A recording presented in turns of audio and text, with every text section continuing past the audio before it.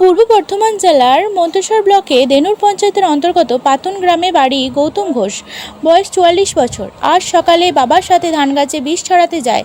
ধান গাছের পোকা হওয়ার জন্য বিষ দেওয়ার সময় কখন যে বিষধর সাপে কামড় দেয় গৌতম ঘোষ বুঝতেই পারেন না।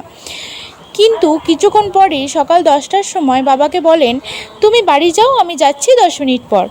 ধান গাছের বিষ দেওয়া শেষ হলে বাড়ি আসার পথে মাটিতে লুটিয়ে পড়ে থাকে গৌতম ঘোষ।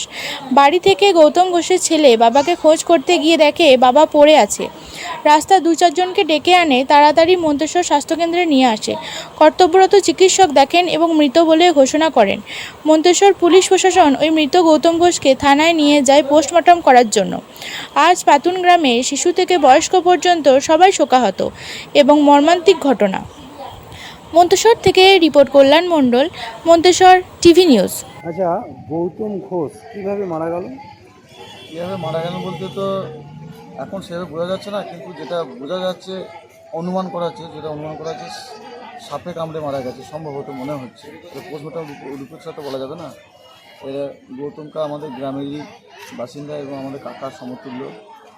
তিনি আজকে ওনার বাবার সাথে স্প্রে করতে গিয়েছিল মাঠের জমিতে, দিয়ে যার ফলে হয়তো স্প্রে করতে করতে তার বাবাকে বলেছে তুমি বাড়ি চলো, আমি কিছুক্ষণ পর যাচ্ছি।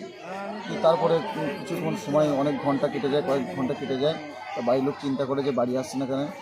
সেহেতু ওনার যে মারা গেছে গৌতমকার ছেলে এসেছিল বাবার খোঁজ করতে, এসে দেখে যে তখন মুখ বুঝে মানে জমিতে পড়েছিল, লুটিয়ে পড়েছিল।